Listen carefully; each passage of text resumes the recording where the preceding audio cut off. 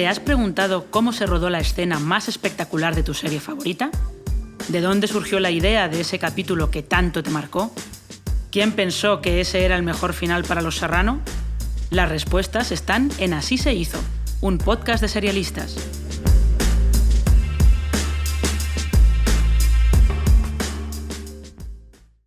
This one's Teen Witch.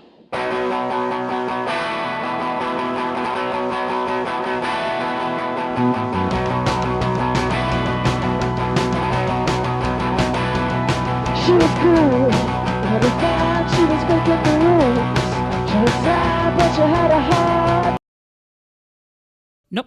No ha habido ningún problema con tu reproductor de podcast. Tampoco lo hubo con la señal de HBO el 10 de junio de 2007, la noche en la que se emitió el último capítulo de Los Soprano. Los espectadores veían a Tony, Carmela y AJ sentados en un diner, esperando a Meadow, comiendo aros de cebolla y poniendo una canción en la mini jukebox de en su mesa. Empezaba a sonar Don't Stop Believing the Journey. Se oía la campanilla que anunciaba que alguien había entrado en el diner. Tony levantaba la cabeza y... ¡puf! A negro, silencio total. ¿Qué acababa de pasar?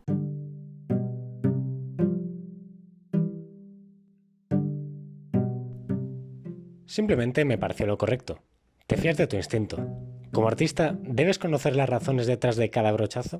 Tienes que saber la razón detrás de cada pequeño detalle. No es ciencia, es arte. Las palabras de David Chase sobre el final de Los Soprano son una buena introducción para lo que vamos a tratar en este nuevo podcast de Así se hizo, los ingredientes del final de serie perfecto, si es que tal cosa existe. Yo soy Marina Such y tal vez antes de fijarnos en la línea de llegada deberíamos prestar atención a la de salida. Héctor Lozano es el creador de Merlí y su spin-off Merlí Sapere Aude. Yo creo que es más presión los primeros capítulos que los últimos. El primero no me gustan los primeros capítulos. Es que tienes que presentarlo todo, es como, ¿por dónde empiezo a enseñar mi casa, ¿no? Entonces, cuando ya está todo mostrado y tal, hay que cerrar y es más fácil cerrar. Hay que ponerse emotivo, quizá un poco divertido, estoy hablando del tono de Merlí, ¿no? La dramedia y tal, pero creo que es más fácil, vas cerrando y le das un poco de épica, un poquito, y ya está. Héctor pone sobre la mesa un asunto que siempre persigue a las series de las que se critica sus finales, que se inventan la trama sobre la marcha. Esto seguro que os suena. No es del todo cierto, porque todo guionista empieza siempre a escribir teniendo una idea aproximada de hacia dónde va a encaminarse la temporada como mínimo. A mí me gusta mucho precisamente empezar a crear las tramas teniendo muy claro el final. Pero no solo el final de las temporadas, sino de una trama concreta, ¿no? Quiero llegar a esa escena. Entonces, para llegar a esa escena, secuencia, ¿vale? El camino es más fácil, ¿sabes? Porque si no, no sé qué rumbo tienes, ¿no? O sea, es muy difícil. Tú si pillas el coche, puedes ir sin rumbo o dices, yo voy a San Sebastián, vale, pues voy por esta carretera o por la autopista o donde sea, pero sabes a dónde vas. Y yo sabía a dónde quería llegar y tenía claro, en el caso de Merlí, el final de Merlí lo tenía claro en cuanto al concepto. Evidentemente no sabía qué secuencias serían, ¿no? Pero el concepto de la muerte de Merlí y un flash forward de 7 años más tarde los alumnos, esto lo tenía claro. Entonces, bueno, iba escribiendo temporadas y sabía que llegaría el día. Eso sí, hay ejemplos muy extremos de series que empiezan ya con la certeza de cómo van a acabar. El más clásico de estos ejemplos es la planificación de Babylon 5 desde el principio. J. Michael Straczynski la tenía planeada para 5 temporadas, aunque tuvo que idear maneras de acomodarse a marchas de actores y hasta la desaparición de la cadena que albergaba la serie. Y también es conocido que Carter Bass y Craig Thomas, creadores de Cómo conocí a vuestra madre, grabaron la escena final de la serie durante la segunda temporada, para que los hijos del Ted del futuro siguieran siendo adolescentes y no los jóvenes en los que se convirtieron cuando la comedia llegó a su fin en la 9ª. Do it. I am. Call her. I'm calling her. Great. Here I go. En Cómo conocí a vuestra madre, su final estaba ya incluido de algún modo en su principio, así que el primer episodio puede resultar muy importante a la hora de marcar el camino para el último, y por eso hay que cuidarlo. Si para Héctor Lozano puede resultar muy difícil, Raúl Navarro, guionista junto a Miguel Esteban de El vecino y El fin de la comedia, entre otras, lo ve de una manera un poco diferente. Partiendo de que yo nunca he terminado una serie porque siempre nos la han terminado, o sea, para mí es más fácil terminarla porque ya tienes creado el universo, tienes muy claro el tono, los personajes, las reglas, entonces al final es más combinar lo que tienes y bueno, que sea coherente con lo que has contado. Al final empezar una serie es un salto de fe, es un bucle de decisiones que tomas y a los 5 minutos te parece que son una mierda y vuelves otra vez. Todo lleno de inseguridades, que es lo que más nos gusta a los guionistas, entonces es un proceso bastante horrible. Me cuesta más empezar, pero también tengo que decir que me gusta más. La presentación de personajes es una parte importante del arranque de la serie y la evolución que lleven estos personajes determina también cómo va a ser el final.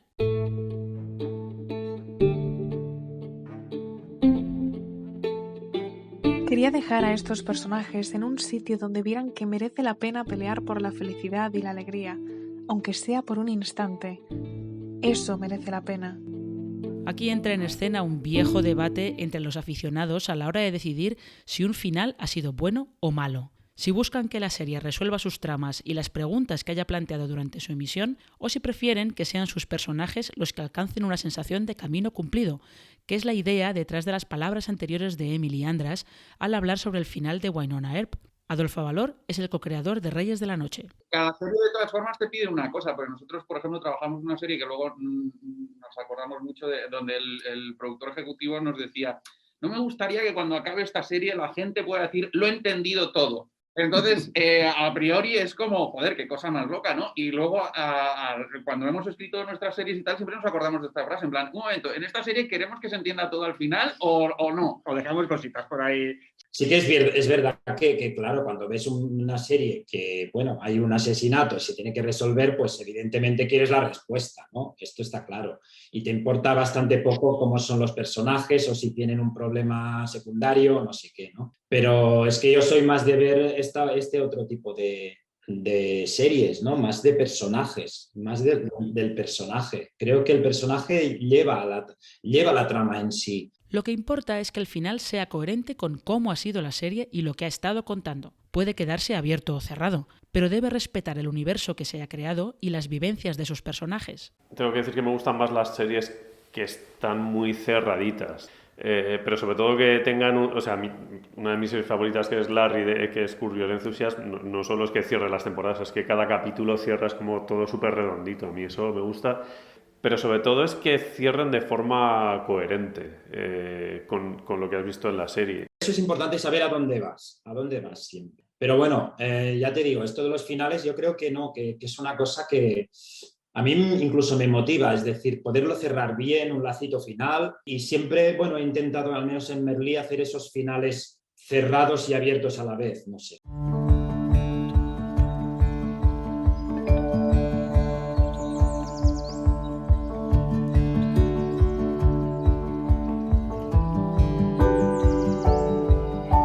Ahí está la dificultad y también está ahí la clave para conseguir ese elusivo final perfecto, aunque la perfección se encuentra a menudo en los ojos de quien mira. Dependiendo de lo que te gustara la serie, el último episodio te gustará más o menos si se centra en tus partes favoritas o en las que no soportas. Me gusta que sea muy coherente porque al final, porque el final de una serie es como la muerte de la serie y en Los Sopranos ya te han dicho que la muerte es así, que probablemente ni lo oigas venir, que es ese corte a negro que ocurre al final. La recepción encendida y polarizada que tuvo aquel último episodio fue el aperitivo de la enorme presión que se pone desde entonces sobre los finales de las series más populares. Presión que para series como Perdidos y sus creadores, entre los que estaba Carlton Cuse, era imposible de superar.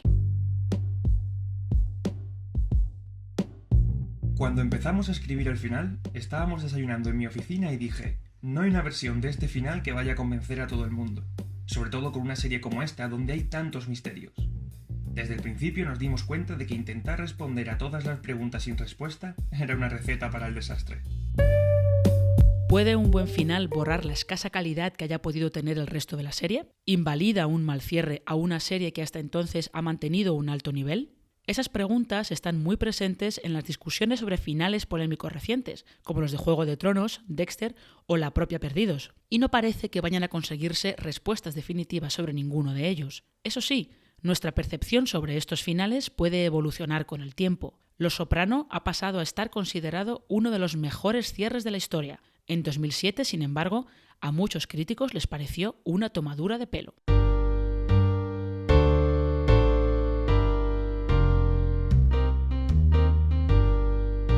Desde entonces, la manera de ver series ha cambiado bastante. La popularización de los maratones de episodios y del lanzamiento de la temporada completa en el mismo día ha alterado tanto los hábitos de consumo como la conversación alrededor de las ficciones, y también ha provocado que el final deje de tener tanto impacto.